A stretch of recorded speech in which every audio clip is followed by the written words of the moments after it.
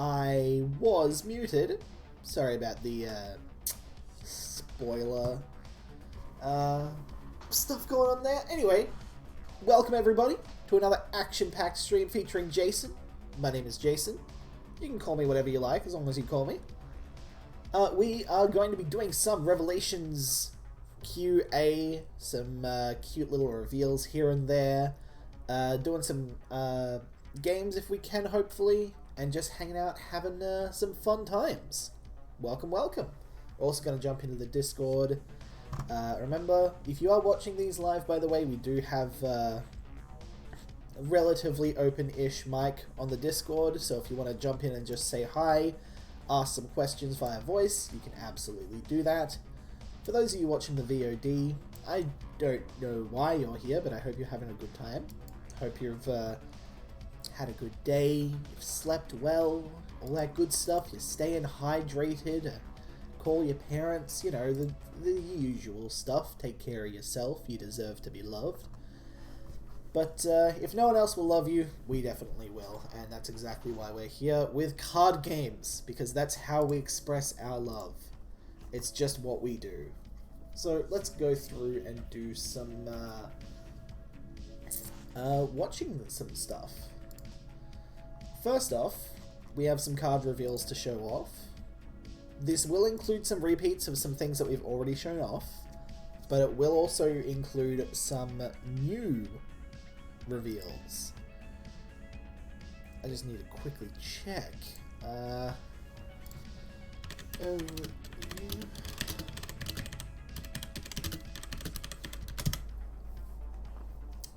don't know if I'm allowed to get his reveals, but we'll get back to us soon. So let's show off some cards.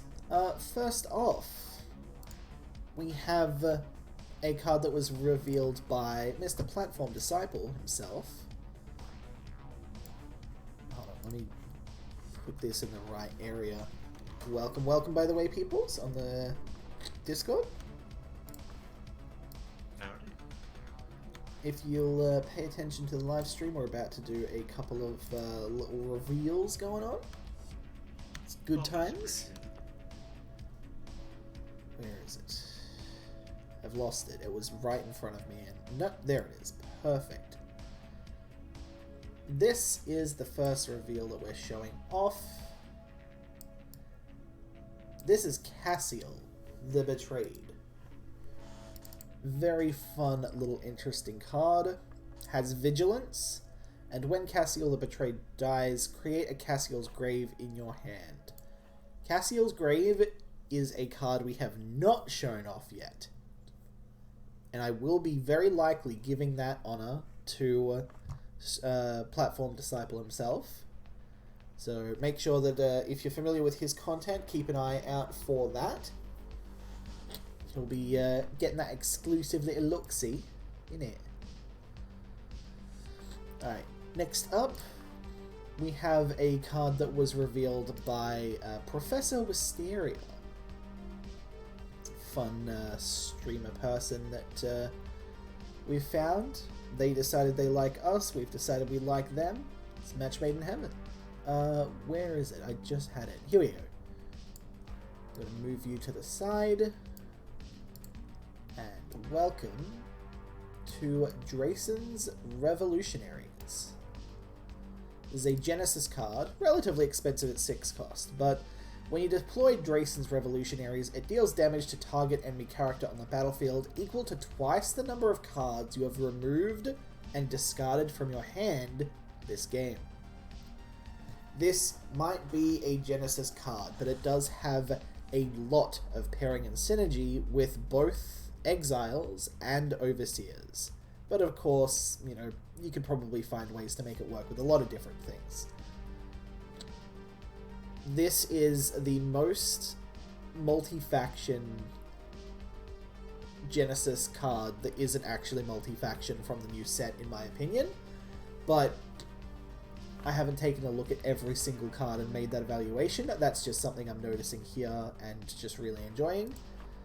I think I did notice it earlier. Anyway, That's Drayson's Revolutionaries. Cassiel, I hope you enjoyed your time. You will be going away now. I wonder if that budding sound comes through on the recording. I hope it doesn't. But oh well. Next up, we have a card that was revealed by Gravecrawler. Now, Gravecrawler is one of the OG content creators, just like Platform Disciple. Was making content and stuff for IW1, so of course, you know, we gotta pay respect to the homeboys and, you know, give them some love and support. So this was one of the cards that they got to spoil today. Well, not today, a couple days ago, sorry. And it's also one of the most disgusting cards I've ever seen. It is very well made, but it's also disgusting. I hate it. It makes me so uncomfortable to look at. I hate it. Anyway, let's get through this real quickly. Fetid Intrusion, double purity sleepers, kill target character on the... Oh god. Kill target character on the battlefield that costs 2 or less, and move it to your graveyard. You may cast that character from your graveyard next turn. Brilliant card. I'm just gonna get rid of Fetid Intrusion now. Like, I hope you enjoyed the reveal. You're gonna just skip past Drayson's Revolutionaries and go into the Shadow Realm. You're done. Oh god. I've said it before and I'll say it again. Cat has a way of making unsettling artwork that truly spooks. There are some bad cards from the last set. There are some bad cards from this set. There's gonna be more in the future, very likely. She's amazing, but it also makes my skin crawl. Okay, alright, we're gonna move on. Alright. We actually have another Gravecrawler reveal. This was actually a card that we also showed off the artwork for, but did not actually show the full card. The ear doesn't move, Caitlyn Smart's the best. Very true on both of those. You'll notice with a few of Caitlyn's artwork, there's specific details that might have been missed, but the overall theme is usually still perfectly executed on, even if you wanted to try and nitpick and get be picky about those sorts of things, which I can really appreciate. So anyway, this is another Gravecrawler reveal.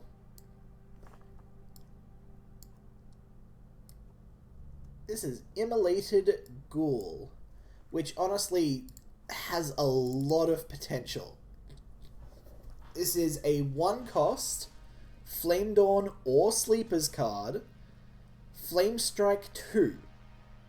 Characters killed by Immolated Ghoul are removed. And I believe that that does trigger off the Flame Strike itself as well. This is a fantastic 1-drop option. It is only a 1 attack, but it's 1 in 5. So this bad boy can tank most 1-cost hits. It can take Lightning Bolt just fine. You want to throw down a Flame Dawn Commando, not a problem. Yuan-Shi's Wrath, he's fine. Doing absolutely fine. So real potential with this card. Also, only 1 morale. Losing someone dying who's already kind of dying isn't that big of a deal, so we don't feel that sad about it. 80 of these dudes could die. Not a big deal. We're still chugging along, doing fine. All is well, you know. 1 second, I blew my nose. Gotta mute myself. I did not mute myself, damn it. Sorry about that. Hey, we've got more people coming to the chat. What up, BL3 Jim? Kit reliably captures the emotion in her art. That's not easy. Absolutely. One of the best things. Waste chucker beats it, you reckon? I can definitely see how you'd think that. I'm gonna actually... Sorry, I actually mute myself this time. 1 sec. Mission failed. Shut up. Shush.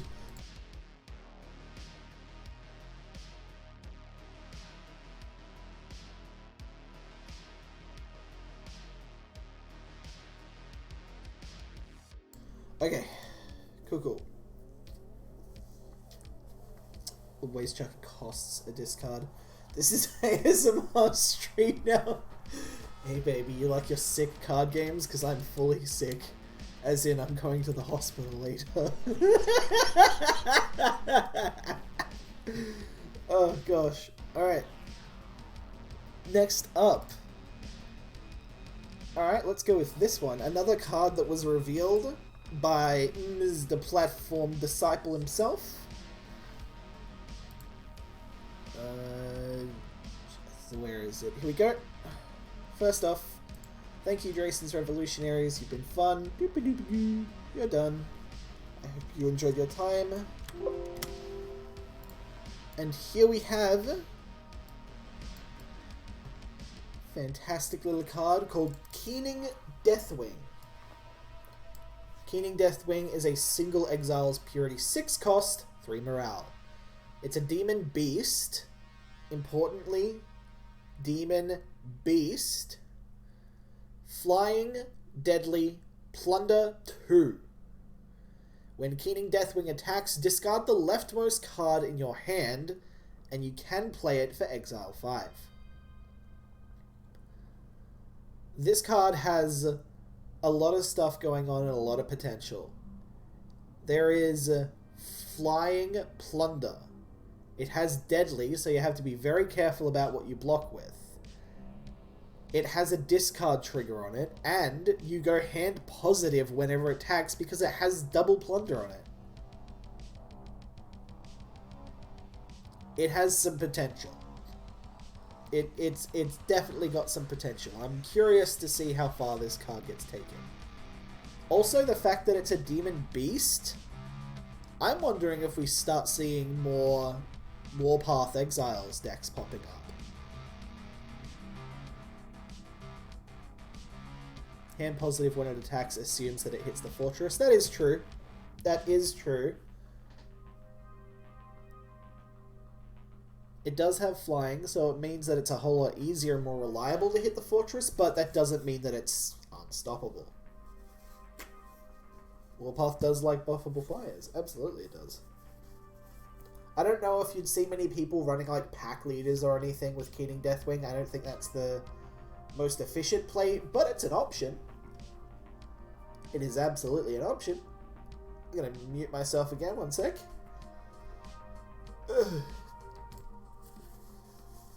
Oh no! Oh, heck! I pressed the wrong button and I muted the music, so it just isolated my... I'm sorry. My bad. Did I mention I'm a professional? Okay, alright.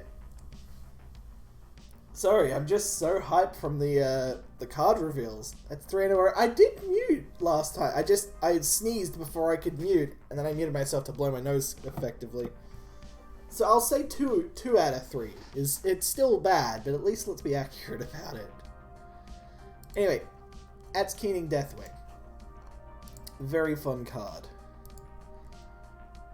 Let's go next off to...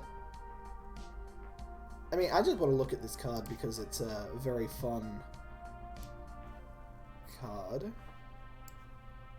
Oop, didn't work. I gotta get rid of Immolated Ghoul. Boo. I need a big red button that says mute. I gotta get one of those stream decks. There we go. So this is a card that you've probably seen by now, but if not, take a look at Mr. Prass. Very pretty. Looking good. Absolute beast of a card. Is the champion card of the set. This is the boy. Is a Flame Dawn and Cult of Aurora card. Flame Strike 1. Plus, Flame of Vengeance's Flame Strike can immolate the opponent's fortress. When the enemy fortress is dealt damage, if Prass is on the battlefield, increase that damage by 1. This has a whole lot of potential. I'm going to say that this guy might end up being a really decent commander, specifically in Flame Dawn Cult of Aurora Rush decks. I think it's going to be a thing of beauty.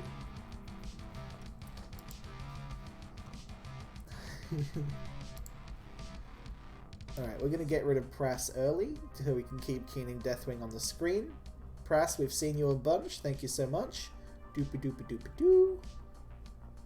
Why is that so entertaining to me? I'm just bobbing it up and down and moving it to the side, and it makes me smile so much. I'm like, yay! Yay, movement! I'm such a simpleton. Oh, God. Alright. Anyway. We have another card that was revealed by Mr. Gravecrawler. It's called Prepare for Conflict. Oh, right, this one. Prepare for Conflict. Boom.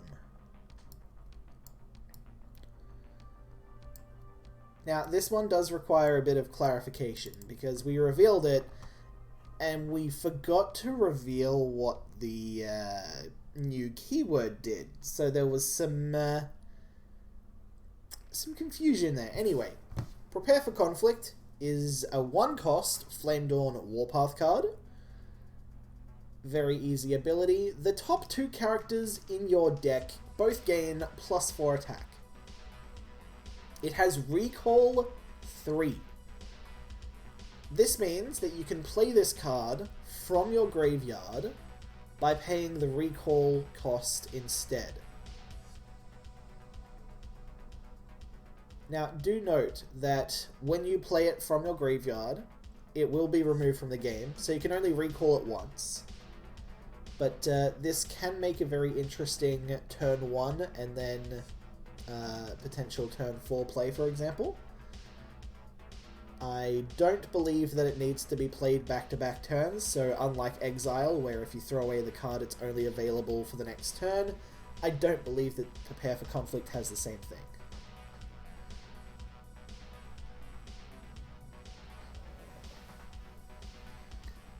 Okay, so let me answer this question.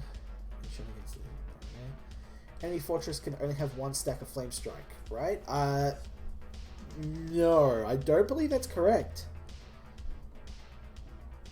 I think that each individual Flame Strike damage procs its own damage increase. So if you have 5 Flame Strike 1 hits, it'll do 5 different damage ticks, and each one of those damage ticks will increase by 1. Tell that to Zach Lunacy and change. We might need to look at that for consistency. Good call, good point. Alright, next card. We got another one that was revealed by Professor Wisteria. First off, Keening Deathwing, thank you so much. You're amazing. Boop-a-doop-a-doo. Off you go. Also, I should move these a little bit more to the side so you can see the chat as well. Specifically for the VOD peoples. But welcome, Project Hellfire. This is an Exile's Flame Dawn 3-cost, 1 morale. Only has 1 health, but does have 7 attack. When Project Hellfire deals combat damage to a character while attacking, excess damage will be dealt to the defender. To the next defender, sorry. When you deploy Project Hellfire, create an exact copy of it in the Assault Zone. At the end of the turn, remove it. So you can, on turn 3, play this from your hand, and it makes a version in the Assault Zone. That Project Hellfire fires, and then goes away, and then you move this into the Assault Zone the next turn, and it fires, and then probably dies. So for 3 costs, you're getting a basically almost guaranteed 14 damage coming through. Unless you get like Yumanshi's Wrath or something unlucky like that. But yeah. Nice little Exile's Flame Dawn mixture card, applying a lot of pressure. Is the exact copy spawned at the front or back of the assault zone? I believe it's at the front. It's not currently specified, but I do believe it's at the front. I haven't done a whole lot of playtesting of the Revelations set, so I'm just going off of a vague memory. But I'm pretty sure it's at the front. I mean, you'd want this sort of thing to be at the front anyway, I assume, because it deals, you know, extra damage to the person behind it. So even if they have a chump blocker at the front, you just, you know, clean that up and the thing behind it a bit. And that's what you'd want, right? You mean 22 would prepare for conflict. Oh, yeah. 1 Flame Dawn, 1 Exiles, 1 Warpath Purity. You can pop that off. What an interesting combo. 3 costs with 11 attack that's basically charge and it attacks a second time. That's not bad. Plus, it's 11 quote-unquote guaranteed damage in the way that, you know, it's going to hit something, and if it gets chump blocked, it'll hit the thing behind it just as bad. Like, that's pretty good. Anyway, let's move on to another one of the cards. This one was revealed by Platform Disciple as well.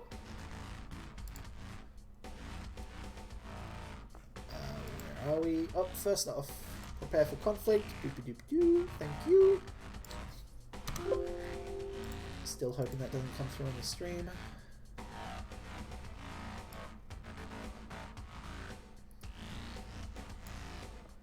Here we go.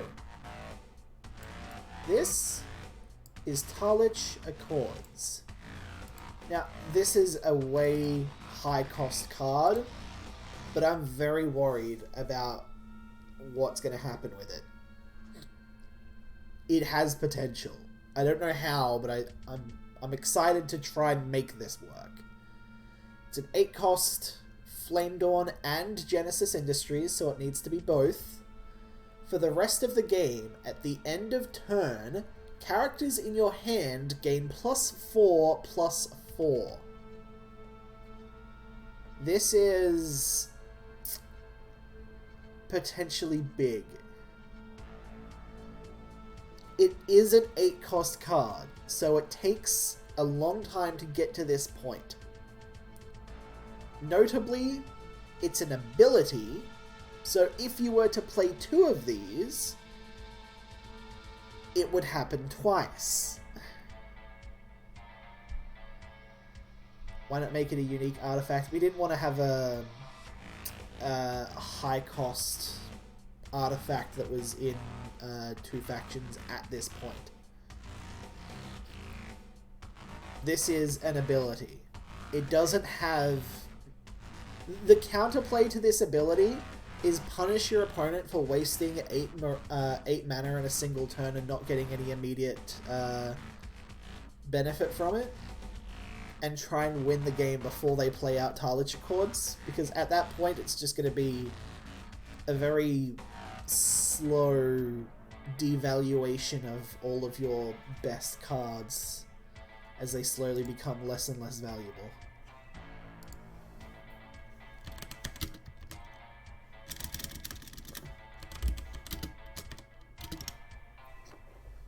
The Logarithmatron starts at 5/5 or 9/9 instead of 1/1. Absolutely. JG Snowboarder says the counterplay is also to not worry about it because you probably outscale them. Fingers crossed.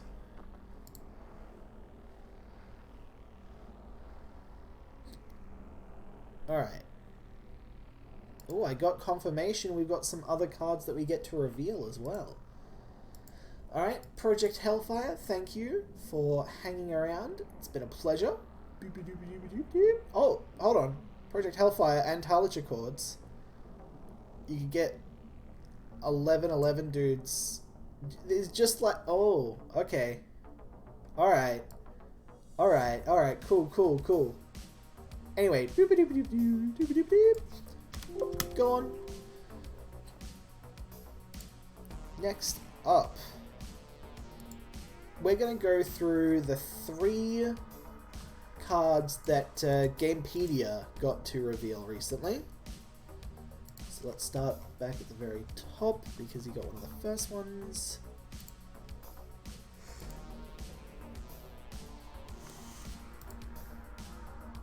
Where are we? Where are we? Here we go. Nope. Didn't mean to move you. I meant to move you. There we go. Here we are. Welcome, Angel of the Garden. So this is a Warpath and Overseer's card. Flying and Lifelink 6. P4, Enrage 6. This activation is preemptive. When you enrage Angel of the Garden, the next ability card your opponent plays this turn has no effect. So you have an interesting mid-beta with flying and lifelink that has an on-demand counterspell, basically.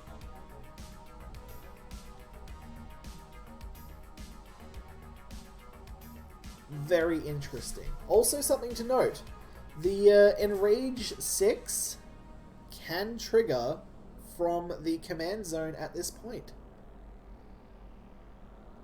So if this is one of your commanders, you just have a 4-cost counterspell ready to go at all times from the moment you start the game, basically. Very interesting card indeed. I will say that it's a little bit on the risky side, being 10 morale, which is quite costly, as you'd all very likely know. But with Overseers, that's definitely not something that you necessarily need to stress that much about. You combine it with like an empath battery or something, you should be doing okay. Should be, in theory. Depends. You might be doing well. I would probably be losing the game, but hey, that's because I'm bad. Whoop! Okay, my daily reward just triggered. Fantastic. So, just as a note, we do have the daily rewards, so make sure that you're jumping into the game, getting them rewards, playing through. Good times, good stuff. I did miss out on my free pack this week, but hopefully I'll get that in the next upcoming week. We'll see. We'll see.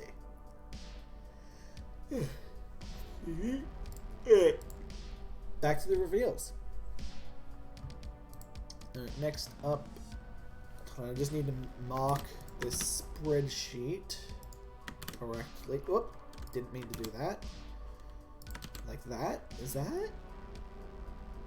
Yep, cool, cool. Where are you? There you are.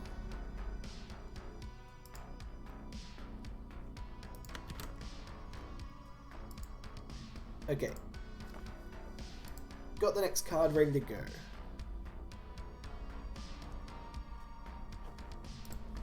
First off, Talich Accords. Thank you. We will see you again shortly, in just a few weeks.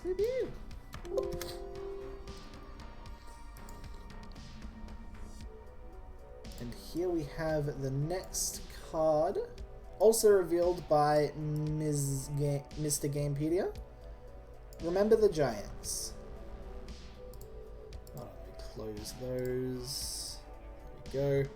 So Remember the Giants is a single Warpath Purity card. Create a Mountain Giant. It's a spirit in addition to its other types. Also does have Recall 4. So you can get some giants going in your areas relatively easily. Hold on, let me quickly bring up Mountain Giant. Can I do that easily? Let's go here. M.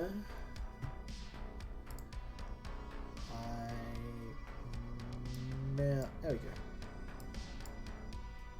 Okay, so the GIF's a bit broken here, but that's the Mountain Giant that you're getting back with Remember the Giants. Just for reference.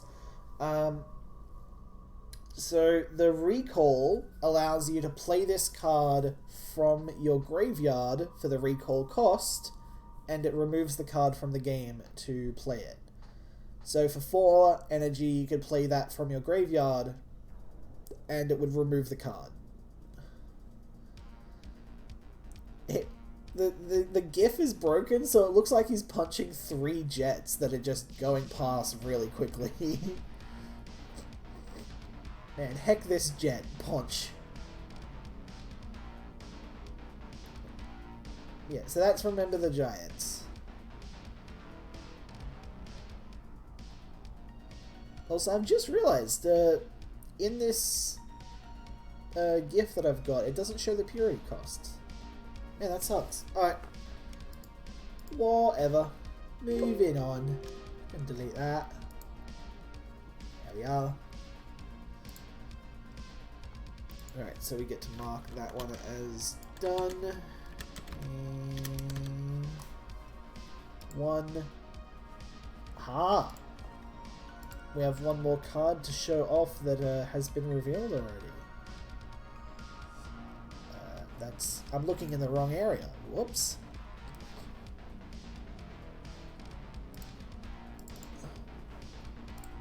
Alright, thank you, Angel of the Garden. You've been amazing as always. This is Fickle Friendship. It's an ability. Your opponent gains control of target character on the battlefield that you control. If they do, you gain control of target enemy character on the battlefield. We hear the Windows sounds off. Sorry. That's annoying. Anyway, 6 cost. This is a very interesting card because it allows you to just do a little swapsy. I love the little facial changes in the GIF. It is cool. I was happy to request that. It's showing, you know, two sides of the same thing. Cat's done real well to showcase that. Again, she gives her art heart. Isn't that beautiful? I guess that's why they call her Caitlin Smart. Anyway, Fickle Friendship is a 2 exile purity card, and it does have holiday uses, I'm guessing. I'm very excited to see just, you know, swapping my useless demon tokens for their big dragons. It's gonna be fine. It's gonna be fun. I'm gonna love that. Also, as a quick note, this is a relatively important-ish moment in the lore as well. Because it combines Ji, who has gone off on a quest with a dragon in her backpack. Oh, you don't see the dragon in this art. Oh well. Well, she's gone off to go do some stuff and some shenanigans. And also, you've got Hinekri here, who has just gotten bored. And who's just angry at the exiles for taking so long to do something, so she's defected. And together, they are teaming up to do a purification ritual. Hinekri has the idea of, if we purify the lands, I get to corrupt it again. And that's fun. And I like corrupting things. It's no fun when everything's already corrupted. It's just boring. It's, you know, it's no fun. And, you know, she very plainly said to Ji, hey, I want to help you so I can hurt you later. And Ji is in a position where they're like, well, we kind of need all the help we can get, so, you know, I guess teaming up with an enemy that's, like, very forward-fronting as an enemy, I guess it makes it viable? This makes 2px, 1p COV mid-range so much better. It makes a lot of things amazing, I think. It really opens up 2 Purity Exiles to anything that has basic tokens. Gives you a form of removal and steal. Hello, everyone. Hey, hey. Howdy, Capcom. I gotta mute myself again. I'm gonna actually do it this time though. Good luck.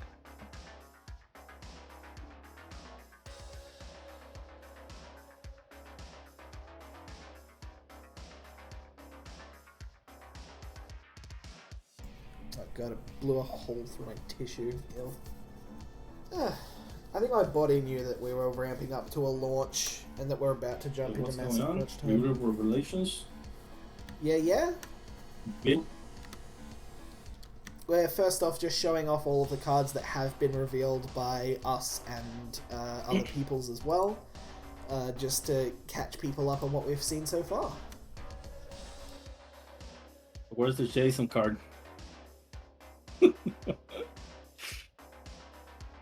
The Jason card?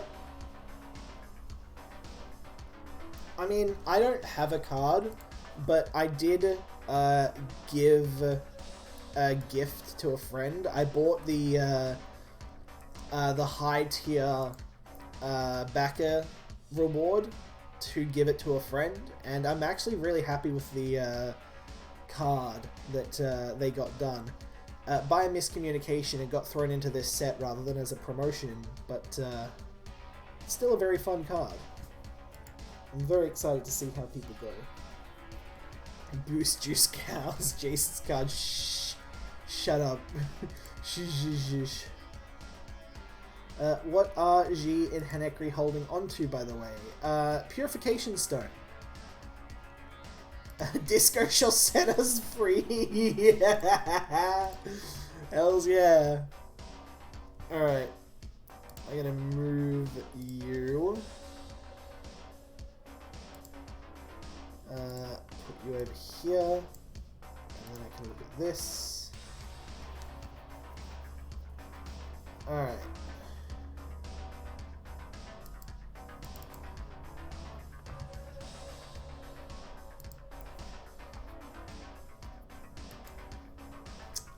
What card should we reveal?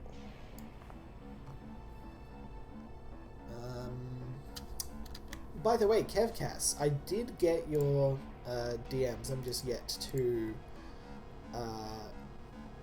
respond to them. I wanted to pitch you something. Are you still there?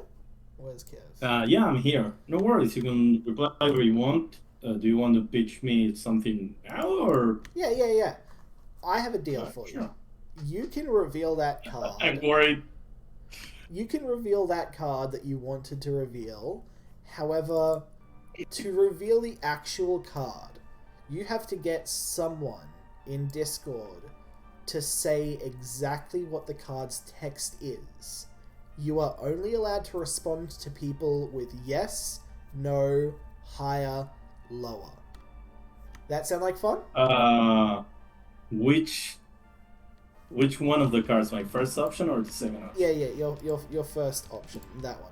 Okay. And what do you mean by like they have to guess the? They can effect, ask. you mean? They can ask questions, or they can type in what they think the text is. You can only respond with yes, no, higher, or lower. You can highlight specific parts of their text to respond and say, this is higher, this is no, that sort of stuff. What do you think of that idea? Sounds fair. I think it's fair. That's fun? Yeah. Alright, enjoy. You have fun with that. So everybody else, if you're not a part of the Discord already, go join in the card discussion room on Discord. We'll be having a fun little reveal game, so get in there for that. Do you want me to do it now or later? You can start doing it now. It's going to take some time for people to get it right, because like it's a bit of a specific text. Okay. It's going to be a bit difficult for people to get it. Like if you start doing it now, I'm pretty confident no one's going to have it by the end of the stream, so not a problem. Okay. I will spoil that it's a 1-cost Overseer's Genesis card. That's all the information you get from helps. me. That's all the information you get from me. It's a 1-cost Overseer's Genesis card. You have to guess what the text is. If you guess what the text is, you get the full artwork and animation and everything showcased. Enjoy that. Okay. Welcome, Weaponized Autism. Thank you for my cookie dough. They made me cookie dough. It's so adorable. There's already a 3-cost steel. I'm just saying. Love that username. Absolutely fantastic. I think it's great. It's fantastic. Alright. What do we want to reveal next? There was a card that was told to me specifically that we should reveal. That was... Yes. Alright, cool. I'll reveal that one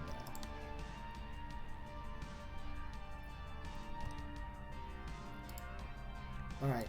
We have a very fun, interesting card here that is a Warpath and Genesis card.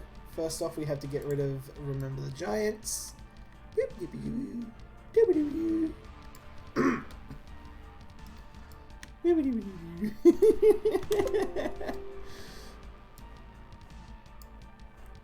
Here we have the 9-cost Made Mighty by Metal. It's a Warpath Genesis card. Artificial Beast. Unstoppable. Made Mighty by Metal's cost is reduced by the number of characters you control with 15 or more attack. While Made Mighty by Metal is on the battlefield, if a character you control with 15 or more attack dies, it survives on 1 health instead. This can only trigger once per turn.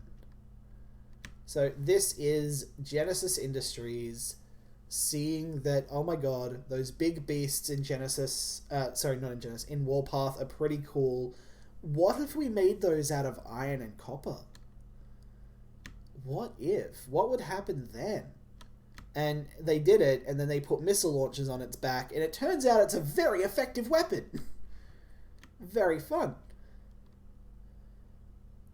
I do love the artwork too.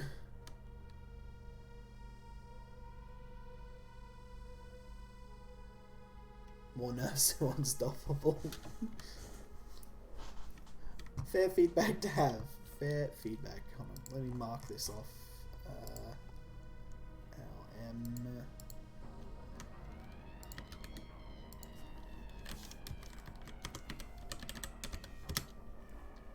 I wonder if Coil is watching the stream. Dear Coil, if you're watching, throw me a card that you want me to show off. I don't know if he is watching, but like, if he is watching, I'd love to see what he wants to see next. So, thank you, Fickle Friendship. We are done.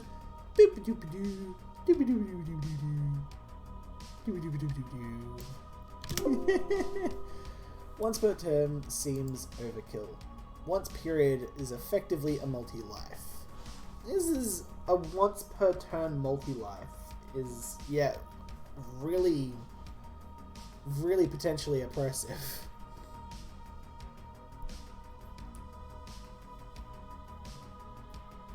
I'm wondering to see what people will actually do with this.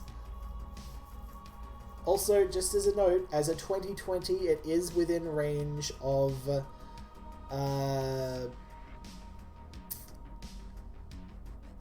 Dragon Collar.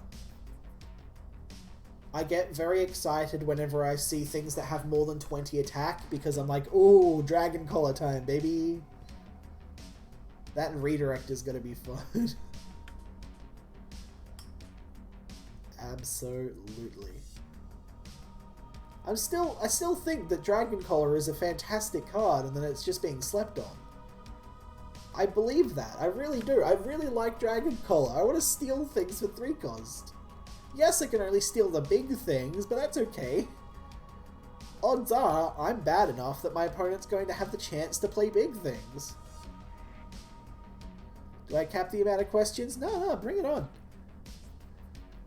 Do as you wish, my friend.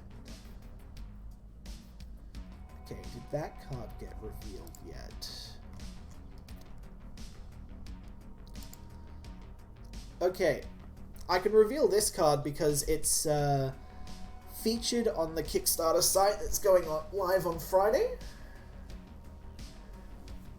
But we can show it off a little bit early too. So that's that one. Duh. This one does have a bit of an explanation that needs to go with it too. So enjoy Death in Heaven. This is a sleepers sleepers and overseers card. It's an ability that allows you to choose one. Kill all deployed token characters, or kill all deployed non-token characters. This is important in a lore standpoint in ways that you may not fully comprehend. Because for the longest time, there has never been a rift between planes. Everything that's happening in our multiverse is all on a single quote-unquote plane. We have the plane below it, where the exiles are from, called Torment. This was opened at the Hellmouth. We have the plane above it, that was home to the sleepers of, to the Overseers of Solace. This was opened by a ritual that involved sacrificing Princess Hanekri to open a rift to to Solace. And then this happened, and we had a rift connecting Avarak to Solace. This has never happened before. This shouldn't be possible. By all means and accounts of everything we understand about the rifts so far, this isn't something that happens.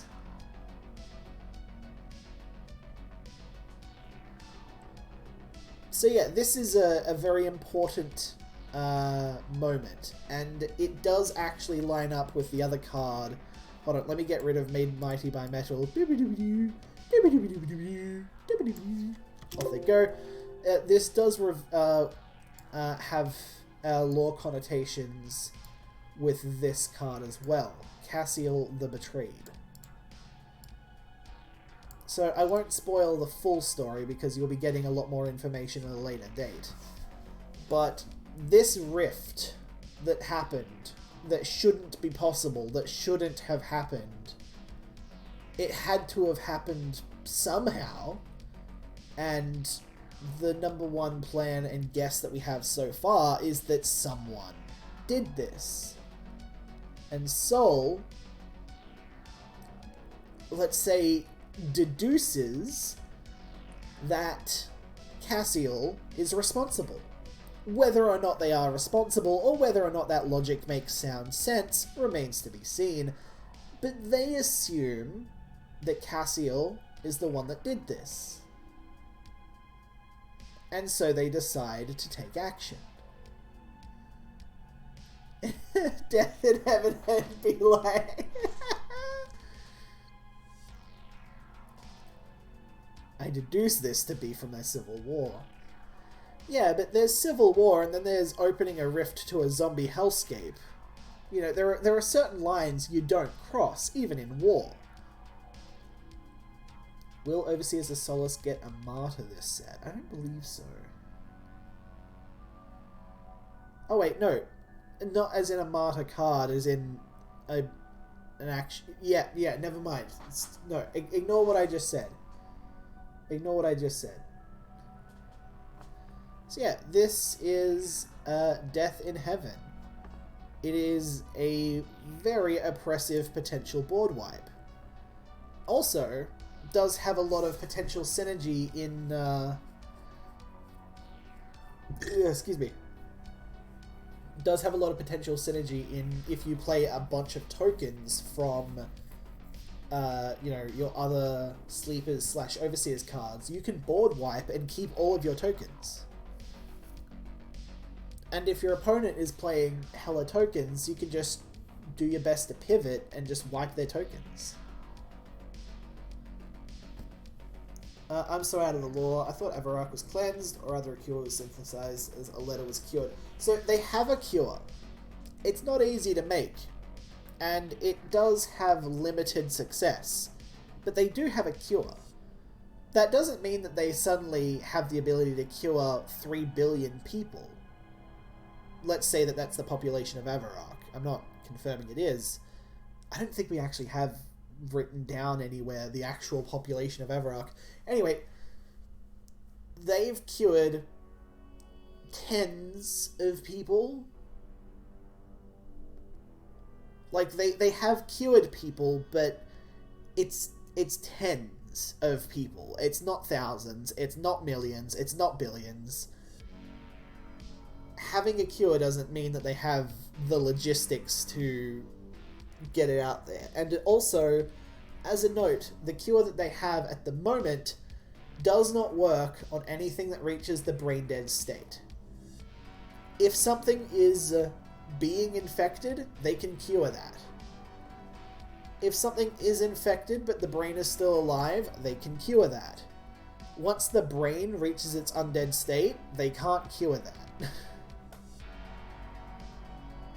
Also, what did happen in the lore videos that we touched on is the Overseers forced the rift to Avarok shut, and all of the zombies, not really having anything to do, kind of just went back to sleep for a bit. But they started changing, which is where Apathena comes in. We've never seen a sleeper like that before. How is this happening? And there is also going to be a half-an-hour audio drama that comes out with the release of the Revelations Kickstarter. So it'll be happening next week. And yeah, that gives a few extra details about a bunch of things, including you know, how effective Flame Dawn are, how the Genesis Industries people work their magic, how the sleepers work and interact with their world. There's a lot of extra little details in that, so I do hope you all enjoy. That's something that I've spent way too many hours on. It was such a problem and such a trouble to get it all completed, and I'm so glad that we finally got it done. It's so much easier to sleep at night knowing that I don't have to worry about waking up and working on that audio drama again. I almost spoiled the name of it. I think I've already revealed the name of it though. Yeah, no, I did, yeah. It's no big deal. Alright. So, those are some of the reveals that we get to show for now. I want to quickly do... Okay, should we play some games or run a giveaway? Let's see. I'm going to ask the people in Discord. Should we play some games or run a giveaway? What do you think? I vote giveaway, but this is only because I've won every time you've done it. You have! You suck like that. What did you ask? If we should play some games or run a giveaway. Yes. Alright. We will run a giveaway and then play some games. Yeah, run in a giveaway and then you can start playing. Alright, let me get this set up real quick.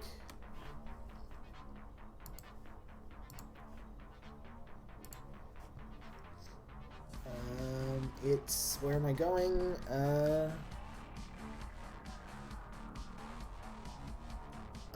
What's the name of them? Bot. I've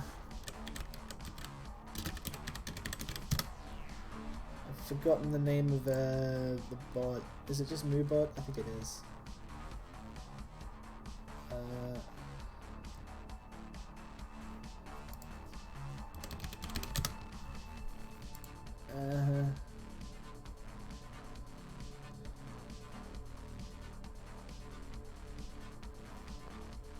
gotta do this. Boink.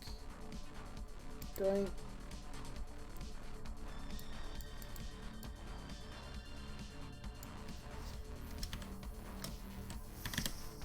Okay, we good. I press this. I do that. solid yes from me, fam.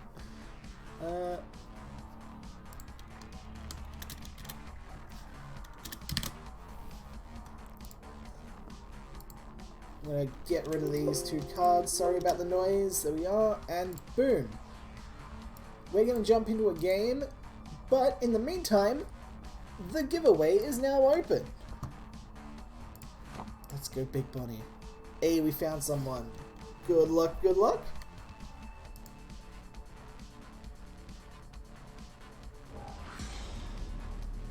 Giveaway is on screen. Do what you gotta do. Triple Overseers. Alright. Fun. Oh, they're just gonna box my guy. Oh my gosh. So, question, guys. Yes. This card in particular, like, I'm having trouble answering this one. Does it benefit from cards being removed? Yes or no? What card? Yes. I think yes, right? Is that really the question? Does it benefit Of from course it cards benefits being from a card removed? being removed. Well, you know why I ask.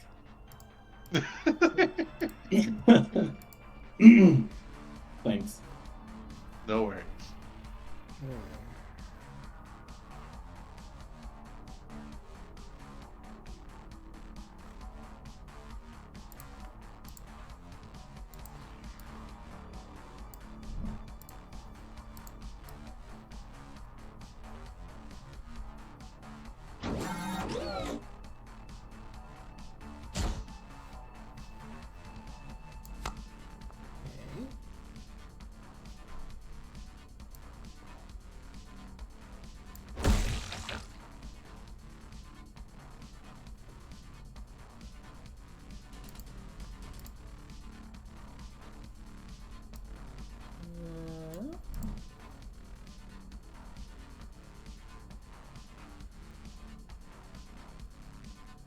Oh, I should enter my own giveaway while I'm here.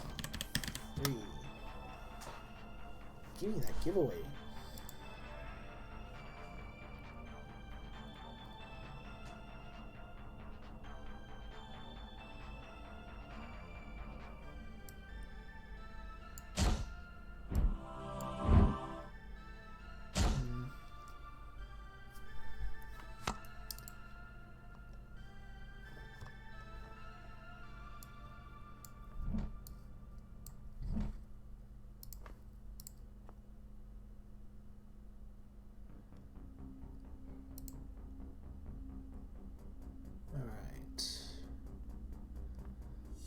He's definitely doing well. That's probably about to come out. Give a bunch of things buffs.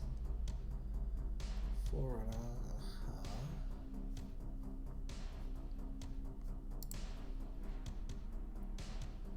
They're just throwing flyers at me. I've got not much for flyers, unfortunately. Also, he's got multiple lives.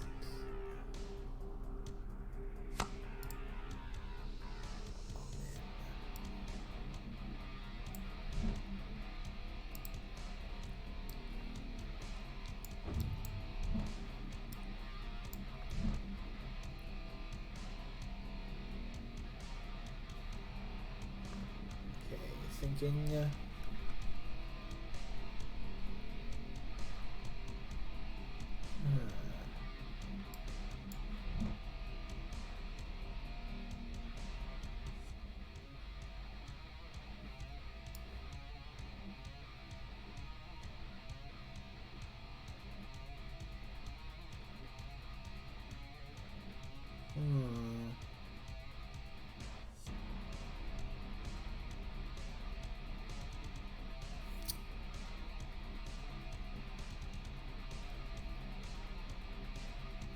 Okay.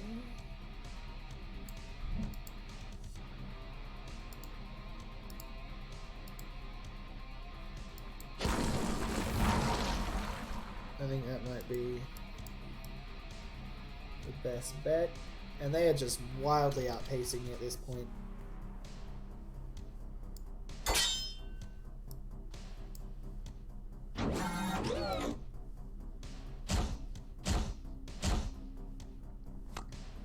Okay, we got another Tinker. Not gonna matter much.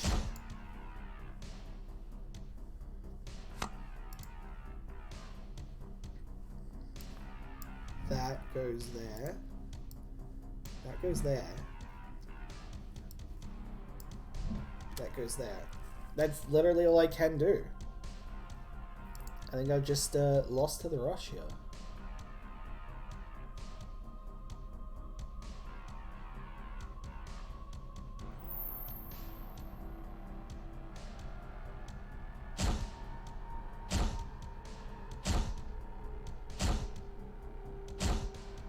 Yeah, sleepers are fast. No, overseers, sorry. Overseers are fast. That was a very quick loss. I was feeling confident going into that, but never mind. Good game, well played. Alright, I think it's time to draw giveaway stuff, so I feel less bad about myself. Ouch. That's okay. It is what it is. I don't play this game because I think I'm good at it. I play it because it's fun. Let's have a giveaway every time Jason loses. Yeah. You beat so that he doesn't feel that bad.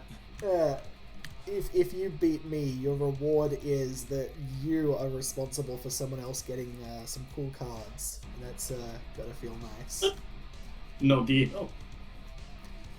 Alright. What do you mean? Just stand up Ruben. Like, take time out of your valuable crunching right now and give this guy one card. Maybe two. Alright, last chance, exclamation mark 3 in the chat to enter the giveaway. You can enter it multiple times, that won't work. So, you know, try it, but it's not going to do anything, so whatever.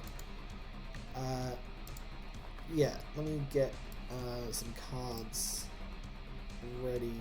I'm going to show off some cards that we've already premiered. I love this one. It's so beautiful.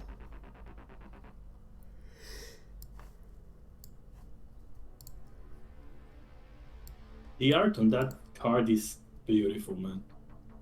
On Concordant Collective, Yeah. it's phenomenal. I think To The New, the art peoples that did that, did a phenomenal job. Yes, I agree. It's so pretty. It's so amazing. But the other one has cows. The other one does have cows. Oh, dude, we could do a stream where we rank all of the artworks just by pairing them against each other and just having the chat vote. That'd be pretty cool. Can you see the cows in a pristine world without knowing where they are? I'm real curious about that, because I don't think anyone's pointed them out without having them pointed out to them yet.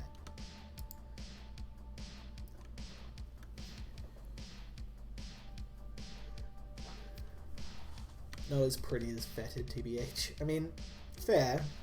I just hate it because I'm not very good with gore. It's spoopy. It's ugh.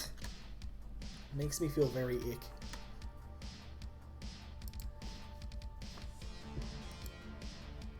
Alright, let's go ahead and draw 2 entries from this.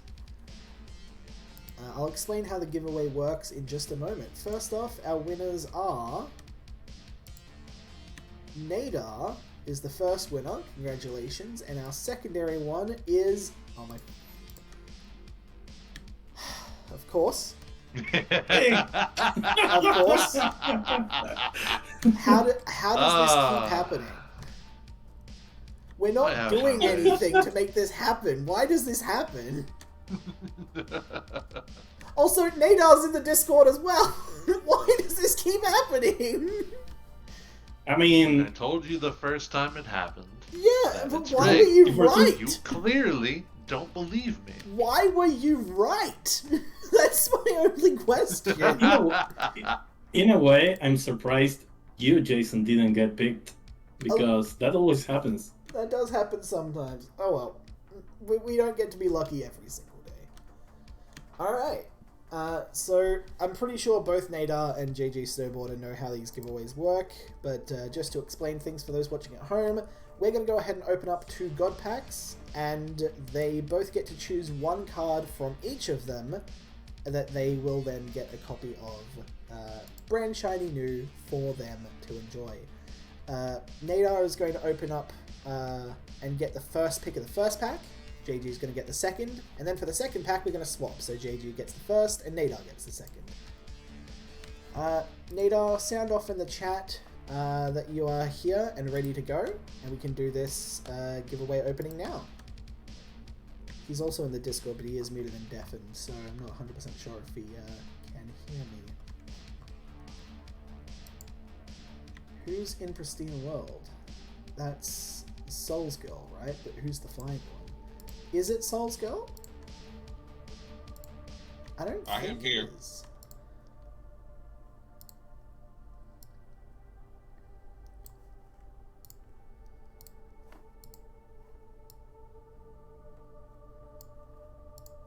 There you go. You get to look at Pristine World. And you are here, Nadar. Fantastic. Cool, cool. Let's go ahead and hide these bad boys for now. And open up our first pack. Alrighty, good luck. Let's see what we get. Okay, wow. We have a legendary, 2 epics, and a rare. This is going to be good. First off, we have a foil Purification Stone from Intrigue. Next up, we have a gold Rita, Mistress of Shadows from Order.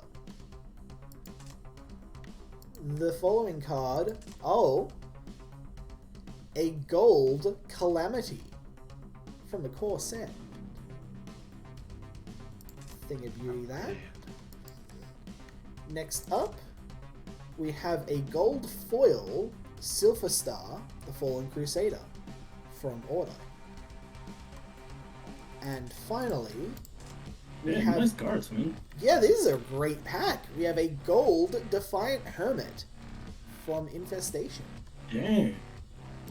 Ooh. This is actually not an easy choice. Now, that is a God pack. Yeah, That is this is a God pack. It's really hard to decide. I have You know no what? idea. Do you know what would have been funnier to give Nadar more time to think? Blind picks. Like, I choose the fifth one. I choose the one on the left. You just always choose the highest rarity generally. But if you did that, you'd miss out on, a gold foil and the Calamity. Yes, but exactly. I have no Like, idea. the higher rarity isn't always the preferable one. But it would be fun. You can do that with the following just to see what they would have picked. They can choose after. But Alright, what are you thinking?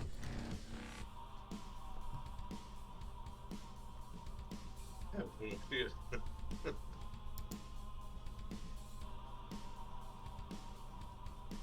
Oh, didn't mute again. My bad. I'll let him choose first. So I decide. You want to surrender Really? your first pick, really? JD choose first. I'll figure it out. I'll do the next one for me too. Gold Calamity. You want the gold Calamity? Absolutely. One Good moment. I don't play the card, I don't either. I don't play but good God. Oh, well. that poor purification stone. Nobody likes it. Also, Nadar, your IWC name is just the same as your Twitch name, yeah? Yes. Alright, go ahead and make your choice. I'll just take Rita. You'll take the gold reader? Yeah. Alright, fantastic. I don't really use the other ones. It's funny, Nadar won last time and JG wins every time, so... tradable So through rigged. what markets? Hello, recurring guy here. Welcome, recurring guy. So trading and also marketplace integration are things that are on the way. They are not here yet. So these cards being marked as tradable means that you know that when trading does exist, there you go, you can trade them. What is the gem that adorns the front of Rita, Master of Shadows? Is there lore? I don't know. I don't think there's any lore. I can make something for it, but I don't think there is yet. Might have to talk to Ben about that. Or it could happen. Could. It could also just be a rock. Like, not everything has to be special. That makes the special things more special.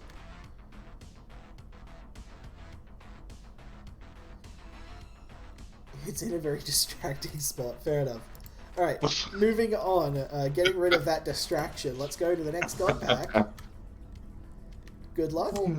So this one, JG gets to open first. Is that right? Yes, indeed. Alright. We got a little less godly in our god pack this time. We've got two rares and 3 others. Let's go through. First off, very basic foil Striker of Solace from Order. Does actually look really nice with the foil effect, but yeah, unfortunately the card's not that well known. A foil Rita's Thrall from the core set. It's a demigod pack, not a god pack. Fair enough. What's the yellow aura in the bottom right card? Well, that is indicating that that's a gold card. So if we open this up, boom.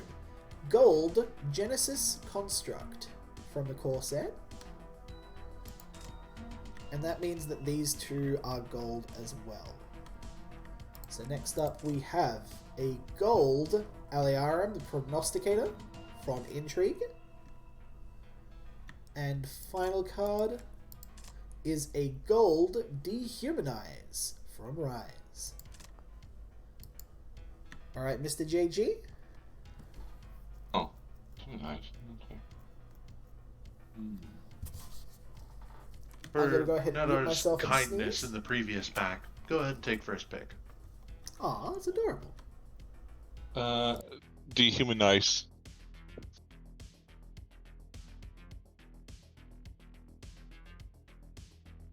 Do you hear me? Yep, sorry, it was blowing my nose. Gold Dehumanize for Nader. One moment. Nadar. Alright. Mr. JG, you have 4 left to choose from. Boring though it is, I'll go with the gold Genesis Construct.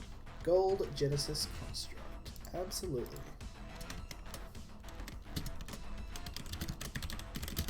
Classic. Mostly because I know someone I can get rid of it too. Nice, nice. Planning for the future. Very smart. Alright, fantastic. Tell you what. Just because I'm feeling a bit generous, let's do a blind pack. You guys get to choose 1, 2, 3, 4, or 5. And you don't know what the rarity is, you don't know what the card's going to be. Whatever you get, you get. Clockwise? Yeah, let's fight the direction. We're starting it. Alright. Nadar, choose a number between 1 and 5. I guess it's the same. Are you choosing blindly anyway? Yeah, this is giving you the illusion of choice. It doesn't matter where he starts counting anyway. Oh. Yeah, I'm counting from the very top and going clockwise like it's a clock. So 1, 2, 3, 4, 5. I'll say 1. You'll go 1? Alright, fantastic. JG, pick a number between 1 and 5. 1. Yeah, you technically I'm could. gonna go with 3. I'm gonna Go with 3. Alright, fantastic. Best of luck to you. Let's see what we get.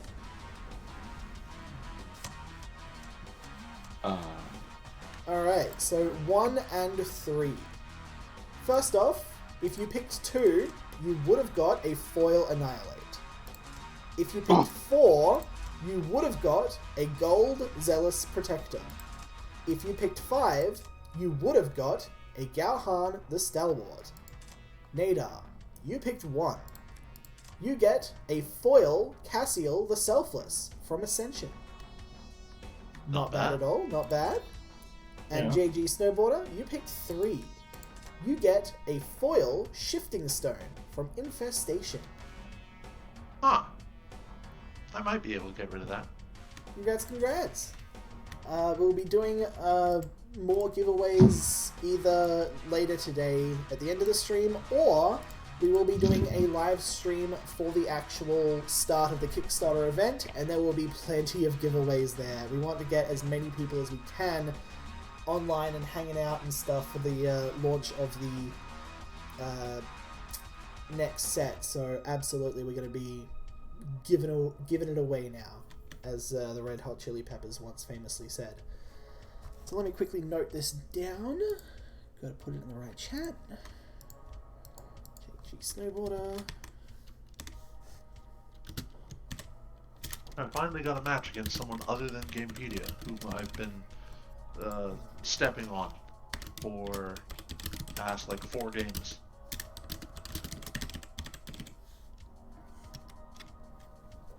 Alright, fantastic. Alright, that giveaway is done. I'm going to archive that. Alright, we're going to do another card reveal, I guess. Or I could just open up some of my own premium packs. I've still got plenty. Let's check out what we want to get rid of on the reveal. There's so many of us in the queue waiting for you, Jason. You're all trying to snipe me. Okay, do I want to reveal this one?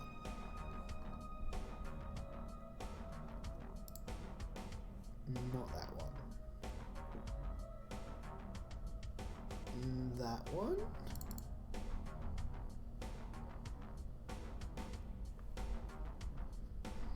Okay. I'm going to show off an Overseer's card because it's pretty. But first off, let's get rid of Pristine World. Boop-a-doop-a-doo. Doop-a-doop-a-doop-a-doo. And here we go. New reveal. Boom! This is Lead by Example. This is a Flame Dawn Overseer's Solace card, 5 cost ability.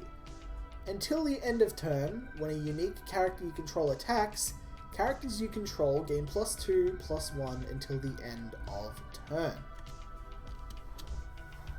So this does allow for a lot of potential big swing and buffing of a bunch of tokens and small dudes. Something that Flame Dawn and Overseers have plenty of. What do you think?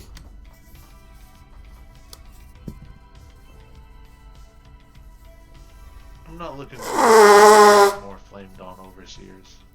I don't think anyone ever wants to verse Fiery them. Ascension was flavor of the week. Oh yeah, absolutely. Need more cows. I want to ban you. How do I ban you? You ask what we think. Damn, it didn't work. Alright, I tried. Is the +2/+1 temporary or only the card's effect? It's temporary. It lasts until the end of your turn. So basically, let's say you've got 3 unique people and 3 ununique people at the back of the line. When a unique person attacks at the front, everybody gets +2/+1. Then the next unique guy attacks, everyone gets +2/+1. The next unique guy attacks, everyone gets +2/+1. So the 3 ununique people just got +6/+3. Then at the end of the turn, everything loses the +6/+3 it got. So it would have been a real big swing turn to do a whole lot of damage if your attacks came through correctly. But it's a bit high risk, high reward in the way that you have to know that your attacks are going to go through. Like if you play this and get mass death, you've just wasted a turn, sort of thing. Yeah, that's lead by example. I gotta mark this in the document. Where are you? There you are.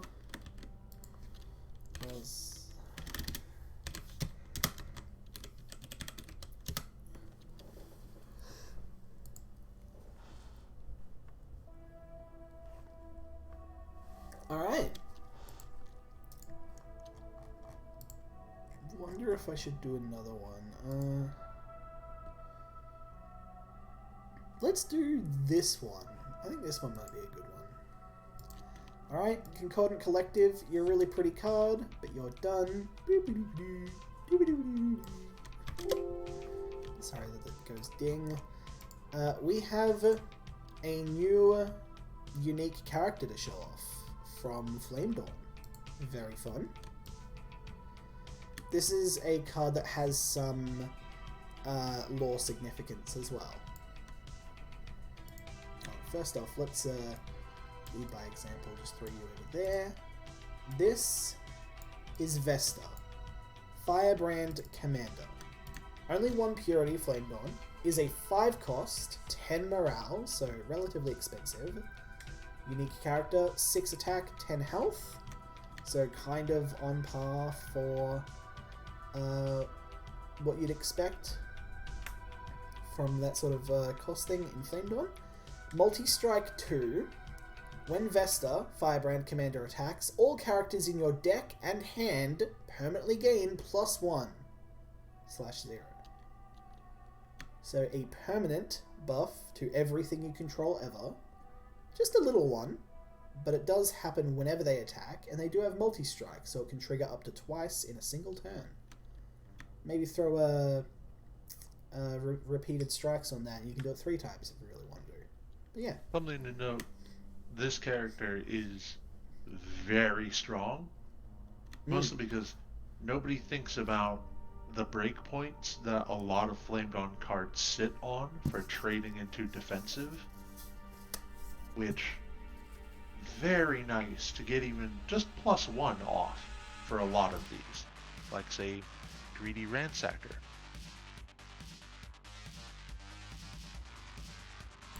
If you've got like a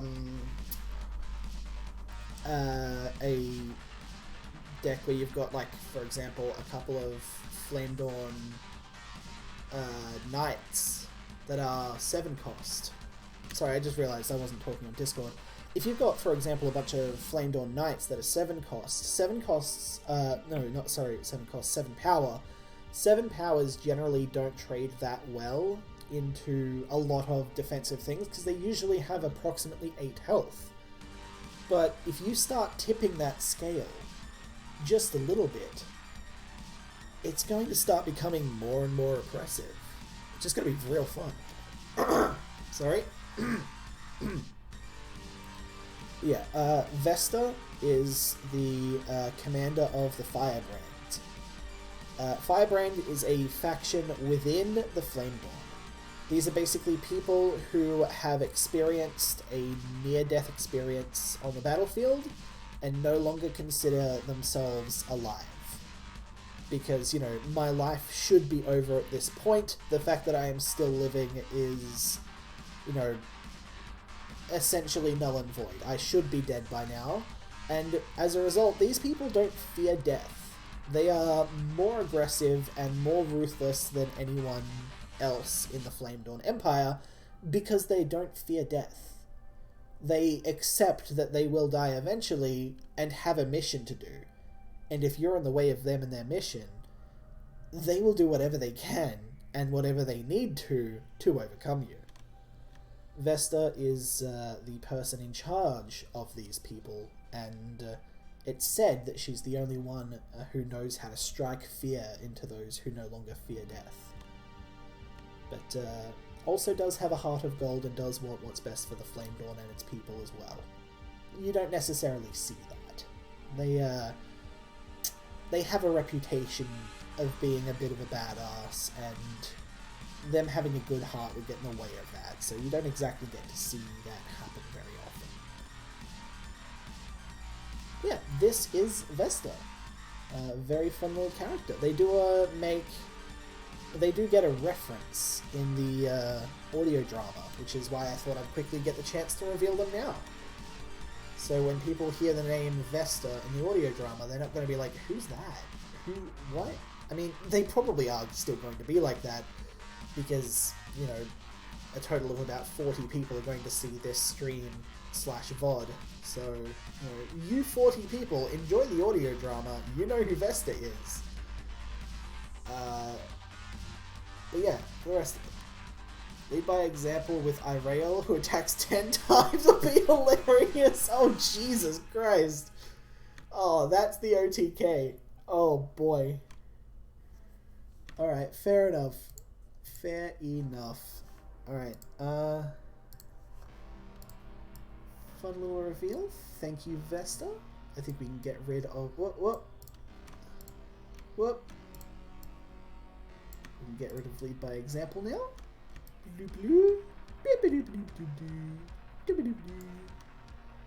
Alright, let's go into QA time. I know that the people in the Discord chat have been holding themselves back just a little bit from the questions. So I'm going to open it up to you people on Discord and, of course, everybody here on Twitch. What do you want to know?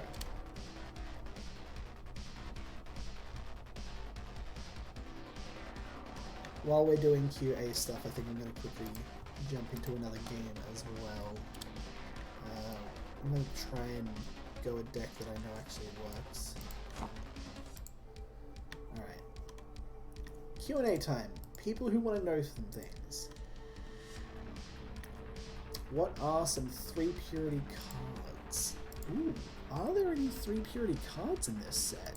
Ruben has confirmed there are no 3 purity cards. Oh, He's okay. done this publicly on Discord, so... Yeah, there you go. The focus of this set is gold cards, which is, you know, 2 different purities being required. And I think there's... I don't know if we've confirmed the number, but I want to say there's about 40 gold cards. Yeah, that's So, been confirmed. Yeah, there is a lot of gold cards. Any plans to get more players for the game? We have so many different plans all at once, but we're also in a bit of a unique and awkward situation that we're very aware that the game is still, you know, pre-launch. We're very aware that there are certain QA checks that are supposed to happen that aren't happening at the moment just because we're not ready. We're not technically set up for that yet. If we push too hard for new players now, we might burn out a lot of people's first opinions of us, and that might be the only chance we get to do that. If we don't push hard enough, we're probably going to burn out our current player base and, you know, not reach goals and stuff and kind of, you know, peter off a little bit, which is going to be unfortunate. So we're in an interesting and unique position that we're kind of in a difficult situation no matter what we do. But there are some plans that are going forward. We're pushing for new demographics and new interest groups. For example, we're releasing a video soon that talks about how you can use AI to replace any artwork in the game with, you know, beautifully created AI artworks. Because, you know, there is a huge crowd of uptickers and, you know, people that like to be on the bleeding edge of a movement who are very interested in AI. So if we try and tackle into that audience a little bit, we could probably make a little bit of ground. And of course, because, you know, they're getting in on a product early, being AI, they'll be a lot more forgiving when the products that they're getting in on aren't 100% functional, i.e. the game. So, in theory, that makes sense that, you know, we could potentially see some Come here, Jason. work there. Oh, hello, Mr. JG. Good luck, good luck. Good luck. Close the stream, don't screen sheet. Oh god, you're playing Overseers? Never mind, you win. That's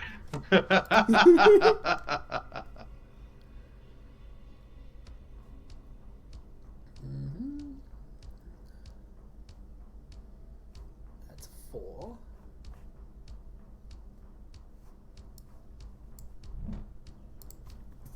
Okay. I'm out of toilet paper. I've been blowing my nose so much. I'm gonna mute myself.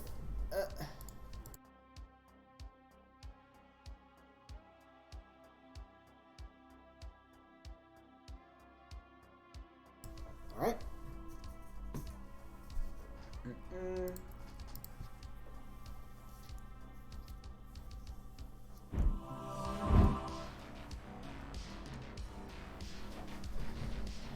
Okay.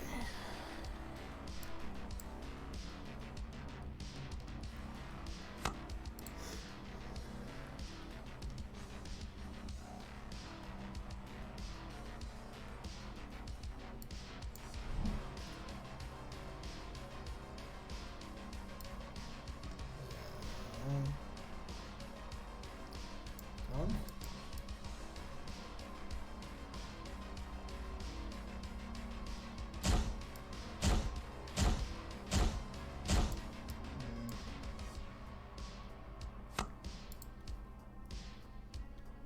Okay, 9, 6, 8, 10. Okay.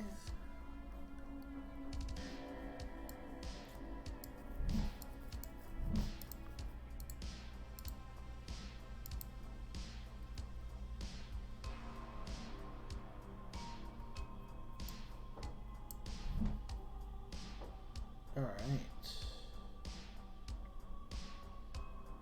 How does Q work? Because you've been Q 1 plus 1, but so has Nadar. I don't know. It should have paired us up. Sometimes it does fail if people join the room at the same time. Oh great, so we're just gonna slowly lose to a flying person, I guess.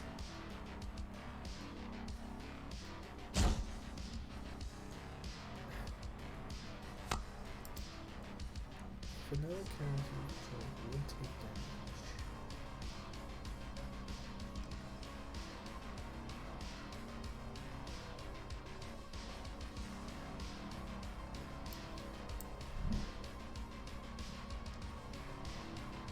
Okay.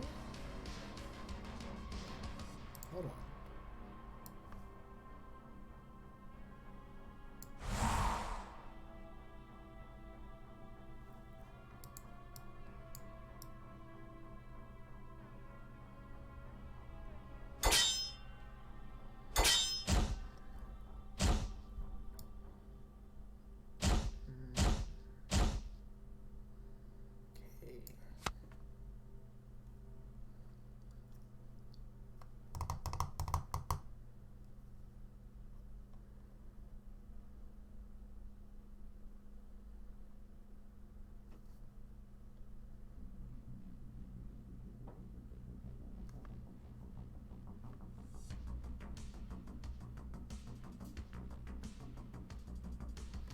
Okay.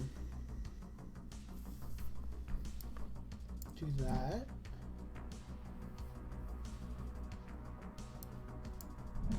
That.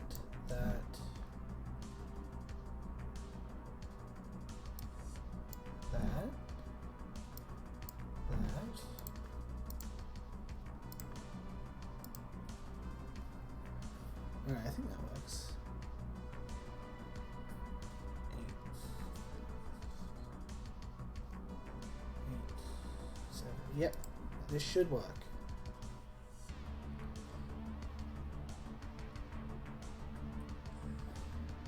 Let's see.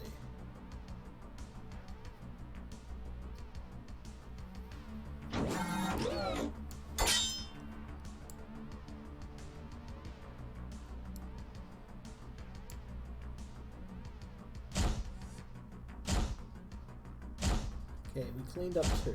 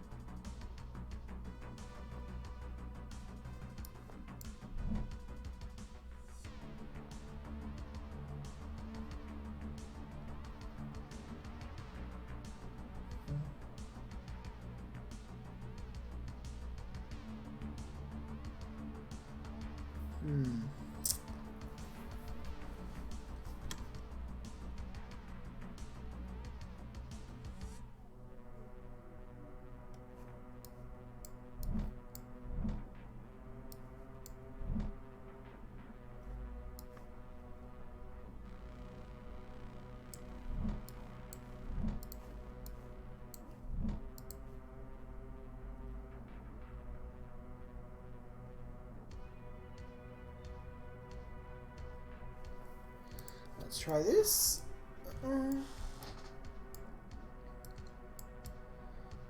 Our deployment effects go off first. I did have to think about that for a sec. That's not good.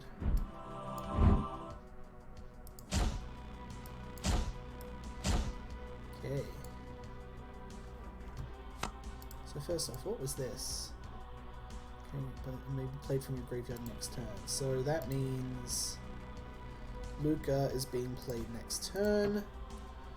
That's going to go there. So if we... that.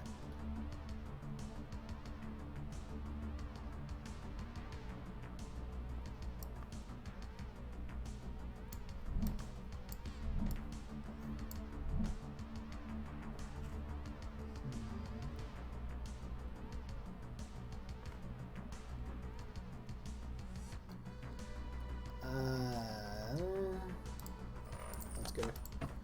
All right.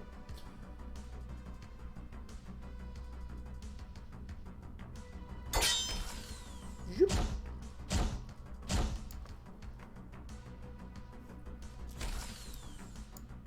What?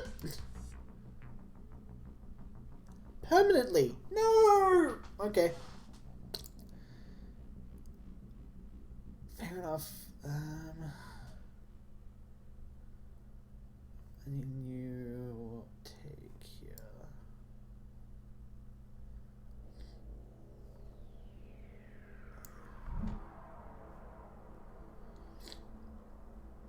Okay, alright. So you there. Move you here.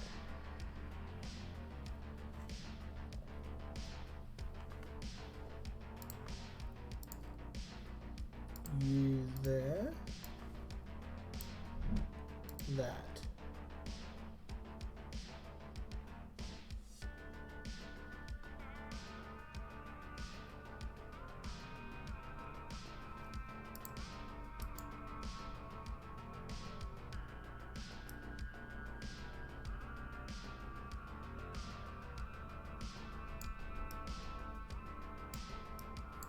Alright, we finally cleaned up the flyers.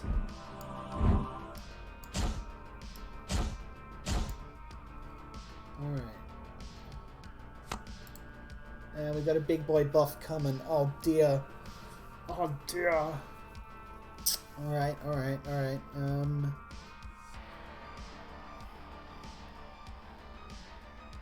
Other angels. Other angels.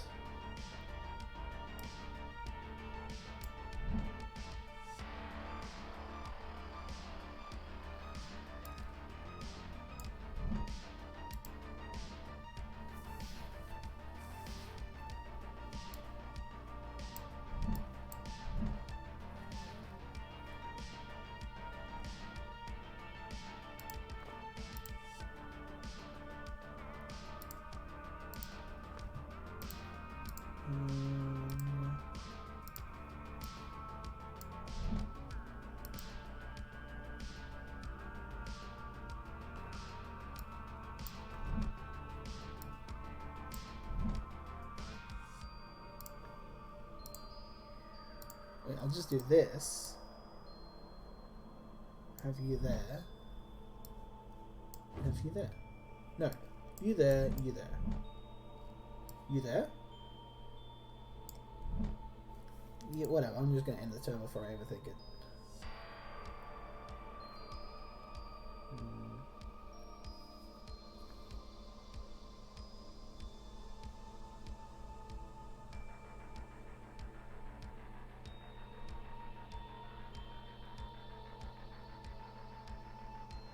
Alright, we got some big boy buffs coming in.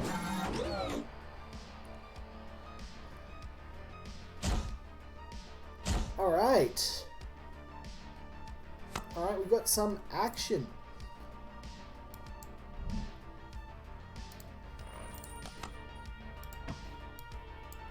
Alright, finally.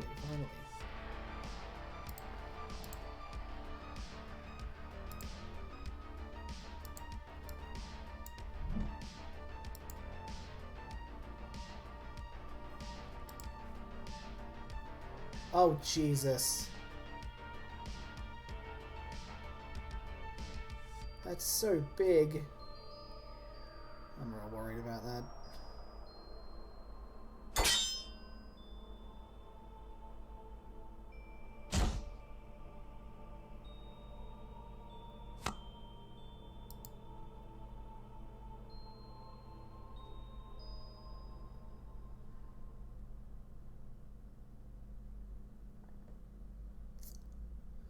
Hmm.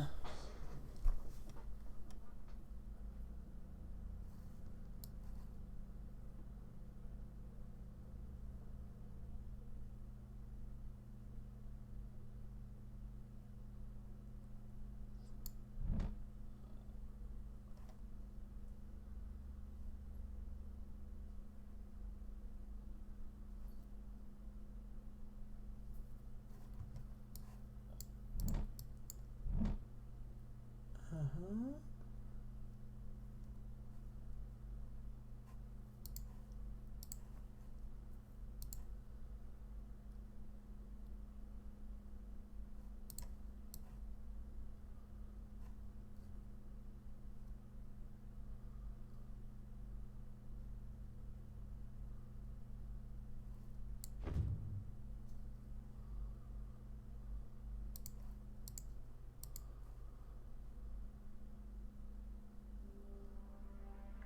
And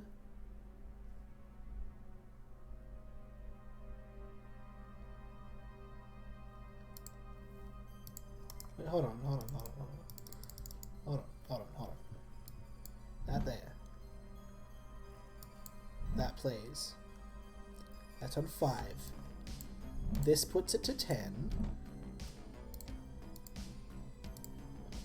21. 29.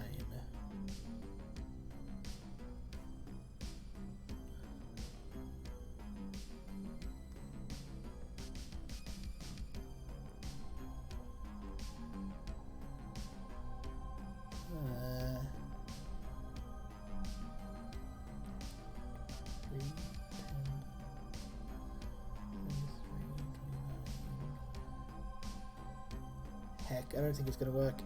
Just send it.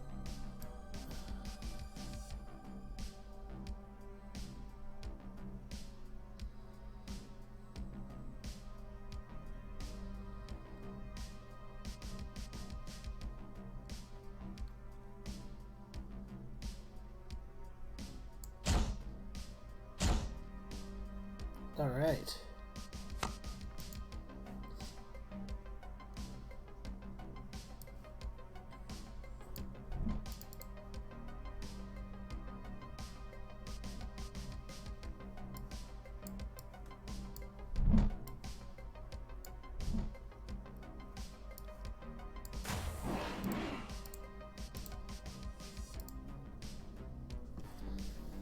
Alright, if I've predicted this right, 2-2, yep, bet. Did you play a thing, Luca? It's buffs, and another flying thing next turn.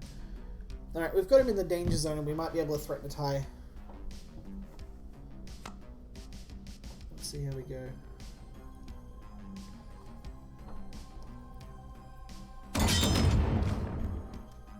Damn.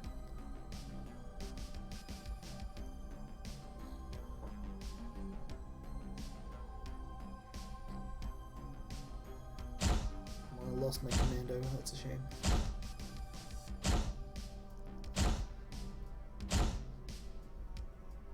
Alright, we're out of flying things. Everything costs more because of Gabrielle. You suck.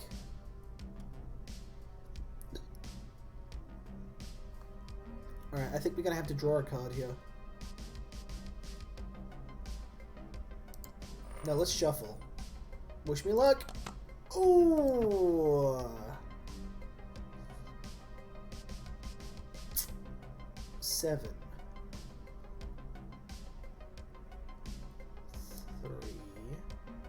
4, 5. 2 more. 5. 11.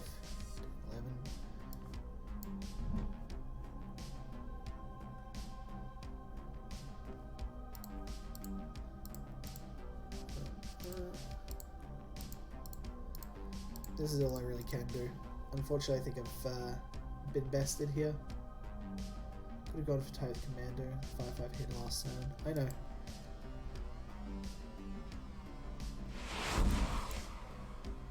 Oh, Jesus. Alright, never mind. There goes the tie.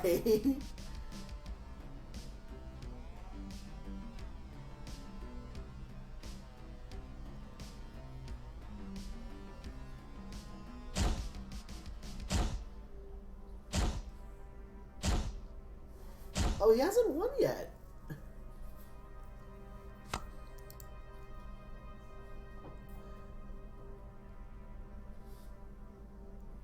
Uh-huh.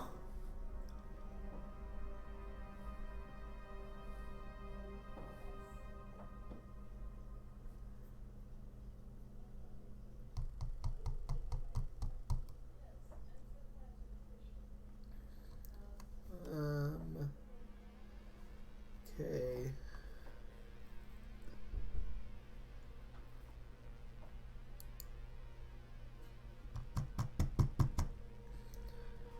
Five, 10, 17, 20, 26.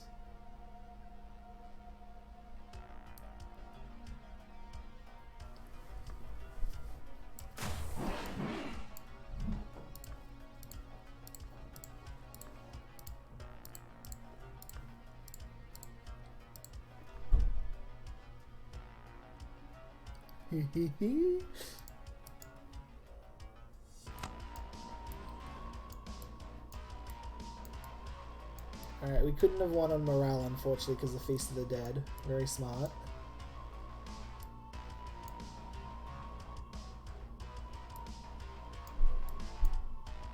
Bob, and again. And then Bob, Bob. Okay, we got the tie. Ooh. Well played, Jason. Good game. Well played. I'm glad that you allowed this deck to do exactly what it always tries to do, which is set up the incredibly annoying, constantly recurring Tempest. Yeah, I totally forgot to factor in the whole permanently gain stats thing. I blipped it thinking, oh, I'm just going to reset those stats. No. Not how that works. I should have read the friggin' card. And even if you kill the damn thing, it's coming back. It's gonna come back, and it's still gonna be buffed. And 3 resource for the body size that it gets to is very efficient. Yeah, very much is. Not to mention all the other fuckery I can do with Cassio resetting as well. And then more buffs with Luca. I like this deck combo. I'm gonna have to steal it at some point. It gets even more fun in Revelations, because then you get to use stupid stuff like Death in Heaven. Oh boy, that's gonna be great. Alright. We don't have too much longer left on the stream, so I think we might talk a little bit more about Revelations, maybe reveal an extra card just to end it up, and then find someone to raid. I hope Gamepedia is still streaming. I'd love to raid him. Someone should message Gamepedia and tell him if he's not streaming, he should.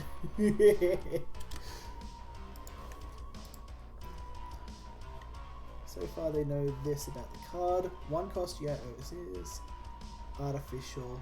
HP is greater than attack. Yeah, game is streaming. Gains permanent flying and equal amount of attack HP when using its effect. They're pretty close. They're not too far away so far. They've only got a couple of steps left. I wonder how far they're going to push it. Alright.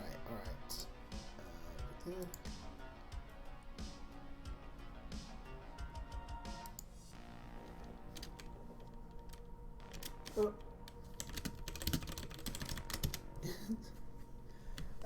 I just checked Discord and got a message from half an hour ago from someone asking to be let inside.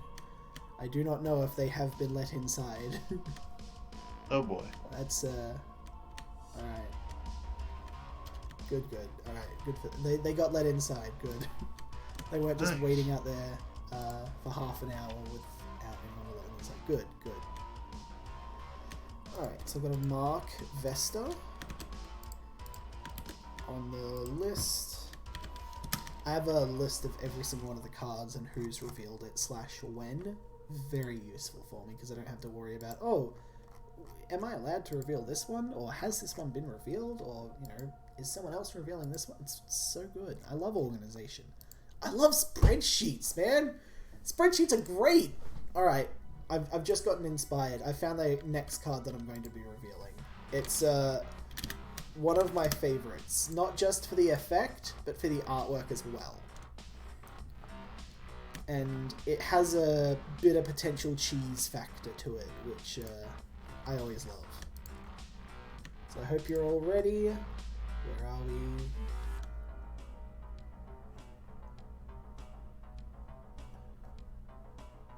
There we are. Perfect. First off, I'm going to turn off Vesta to put her over here. That's the last revealed card. Ladies and gentlemen, this is a 2 Warpath card called Sabertooth Snail. It is a 2-cost 15/8 with Unstoppable. But when Sabertooth Snail enters the deployed area, it becomes exhausted for 2 turns.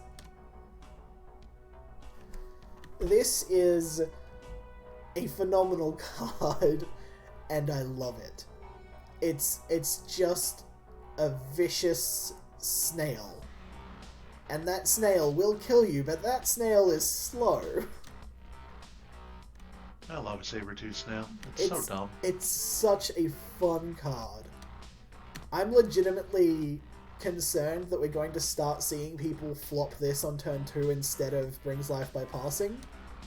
Because a BLBP, that just gets cleaned up with the Yuan-Shi's Wrath. This bad boy, he coming. Oh, Lord, he coming. It depends on how you build your deck. Sorry? It depends on how you build your deck. Like, yeah. As well as like your opening hand. Because if you're building 2 Warpath, then chances are you need, a decent early game commander, which Snail is pretty good to drop guaranteed turn 2. But you could also fill that command slot with BLBP and then drop Snail from hand, which is also a valid play line. If you drop this from command, it's just going to exhaust itself, so you're not going to get the deployment on the first turn effect. Oh, absolutely. But you get the consistency of turn 2 every time. Yeah. Which you can, of course, spend turn 1 making it bigger. If you go triple Warpath and you have 1 BLBP, 1 Sabertooth, and you have, let's say, a letter as your third, I reckon that'd be real strong because you could base it depending on what your opponent's playing. If your opponent's playing a lot of stuff that might have damage potential, you can turn 1 buff your BLBP or your Sabertooth. Wait, hold on. Doesn't the buff apply to only beasts? Oh, it does, I think. You can use Aletta on anything non-artificial. Oh, okay, never mind. Then it would work on both BLBP and Snail then. Because this is not a beast. Importantly, do note, Sabertooth Snail is not a beast. It is a snail. As opposed to a certain worm I could mention. Yes, that worm is a beast. For some reason. Yes. I am potentially going to have that looked at and changed just for consistency. I'm not sure why. There's probably a good gameplay reason why we can't have this as a beast at a 2-cost, but I don't know. Oh, yeah, that would be insane if it had the beast type. Do you just pair this with a bunch of pack leaders? Hells yeah. Easily accessible, unstoppable is very spooky. Oh, for fight. Good call. Otherwise you just have easy removal by getting your snail to fight everything. Yeah, I mean, you can use snail to fight stuff. Don't really have to. Caretaker of the Young I don't see as that big of a deal. There aren't that many Caretaker decks that are doing amazingly right now. It's very fun, don't get me wrong, I love my Caretaker deck. It's not strong though. It's not consistent. And if we make Sabertooth Snail a beast, it won't work because it needs to exhaust a target character. And if Sabertooth Snail's already exhausted, it won't work. So you deploy it on turn 2, it's exhausted. You've got your Caretaker of the Young out, and you can't even get them to do the funky thing. They ain't gonna breed together. Ain't gonna work. Snail's too tired. It's a snail. Daily reminder. Never thought I would hear too tired in the context of breeding on an official Infinity Wars stream. It happens. It's a very common problem. It doesn't. Men don't talk about it that often, but it affects all of us. Commercials talk about it plenty. Yeah. Oh, here's a weird fun fact. We don't get those commercials nearly as often in Australia. Like, yeah, because you have laws against advertising medication. Yeah, and like I was having a chat with someone, and they were talking about how common it was that, you know, they see ads for 5-10 different medications that are, you know, helping people think, you know, it's creating, is it hypochondria? Is that the word, where you think you have every disease ever? But like, yeah, that's one of the things. It can't be good for the mental health. It can't be. Oh yeah, no. Like, it just feels crazy to me. It also undermines confidence in your doctor. Which, not saying healthcare in America is, you know, anywhere near useful, but definitely doesn't help to have every single patient rolling in like, have you heard about this medication? Yeah.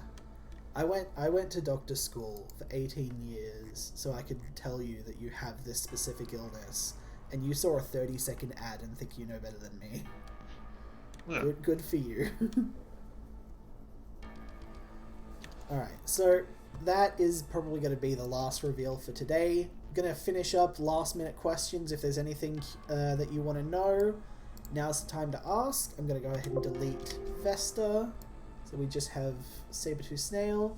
Will Jason be queuing again? I got to jump into video editing projects. So after this stream, I'm going to be hanging out with Gamepedia for a bit before I go to lunch. And then I'll be doing my own video thing. So unfortunately I won't get to play today. It's crazy how little the community manager for a game has time to play the game. I dreamed of this job when I was a kid because I was like, I could just sit back and play video games all day. There's so much work to do. I just wanted to play games. What did I get myself into? A whole community to manage. What are you talking about? I just wanted to play dope video games, man. I didn't sign up for this. No, it's great. I love it. I love it. Video editing is so fun to me. I recently finished up a project, just, you know, for a guy that I follow their YouTube content, and he put it into his actual YouTube video, and people seem to have really enjoyed it, and that's real nice. Makes me real happy. So yeah, I love doing video editing stuff. It's great. Any Revelations related questions? Last chance before we go and raid our friend Mr. Pedia. I do have one question. What do you got for us? Do you have confidence that once the Kickstarter concludes and the set launches, that when it launches, it will have less than 5 game-breaking bugs? That's a good question.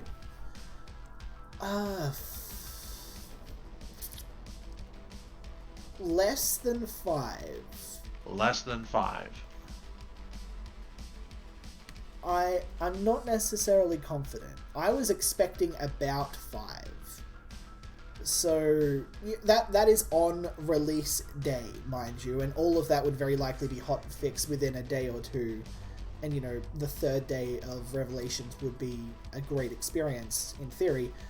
But on the release day, I'm not confident that it'd be less than 5. I'm guessing about 5 though. That's honest estimate given how our current QA process goes. It's like we're catching a fair bit, but we're not in a position where we can catch everything yet. We just don't have the resources. I'd love to catch everything. It would be great if we could have a, you know, secure and stable build of the game up at all times. But also, we're a team of what, 6 people? It's you know, we're doing a lot with the resources we have, but, you know, we don't have much. You could probably answer this question a little bit better, Mr. Shadow Ignition. Are you confident that there will be less than 5 game-breaking bugs on the release of game-breaking does include desyncs. Yes, game-breaking does include desync. Actually, I can quickly mention, we do have a tool that's like almost finished, that's actually being specifically made to catch and squash tricky desyncs a lot faster. So actually taking that into account, it might actually look pretty good. I mean, is this the precursor to some more potentially interesting and publicly available tools later? Yeah. It's a dev-only replay tool that will be at some point repurposed into a public-facing replay tool that will also then in itself be repurposed into a spectating tool. All tools that I would love to see the community play with and would make my life a whole lot easier. So I'm very excited to push them until they get made. But at the same time, features take time. And we have a lot of features that we have to make and not many people, so it's taking a lot of time. But, you know, we are making amazing and steady progress. Like, you know, we've got I think the 3rd tutorial up and running, and we're currently working on the 4th. Not only that, but we also have auditions going for voice actors. So if you're a voice actor and you want to potentially play a part in the actual official Infinity Wars omniverse of voice actors, jump on in and send through an audition. I'd love to hear from you. We're looking for some very interesting people specifically for the tutorial, but if new campaigns or videos or whatever comes out, we'll be reaching out to the people who got the original role first before we go to anyone else. So it could be, you know, repeat stuff. I hope it is, at least. Like, for example, the person we got to do the Candid voice acting for the Intrigue teaser trailer. They are coming back to do a lot of the tutorial work just because we really enjoyed working with them. And, you know, we wanted Candid to take this role as kind of like a begrudging helper to the player during the tutorial. So yeah, it's real cool. A lot of stuff going on. Anyway, any other final questions from people? Otherwise, Sabertooth Snail's gonna go. Boop-a-doop-a-doo. He's threatening. He's going. He's a bit slow though.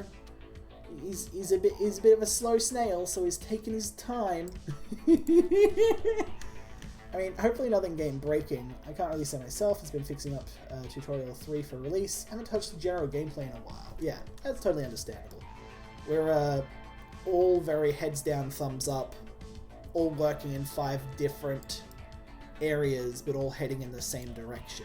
And that same direction is towards the Revelations reveals and release, which is just around the corner. I'm a little bit nervous, a little excited. It's going to be hype as shit.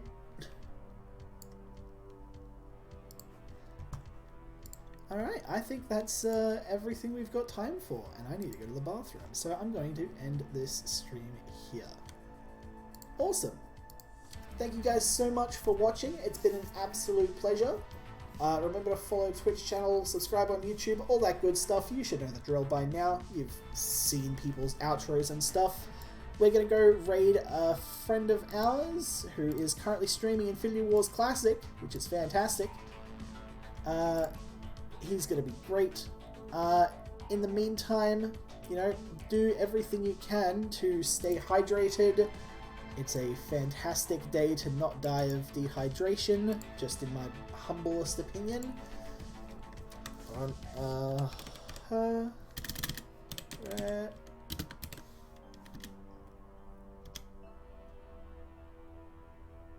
Alright, fantastic. We're going to go raid Mr. Gamepedia. Thank you guys so much for watching. Enjoy the rest of your morning, afternoon, evening, whatever time it is. I hope it's a good one. We'll see you next time.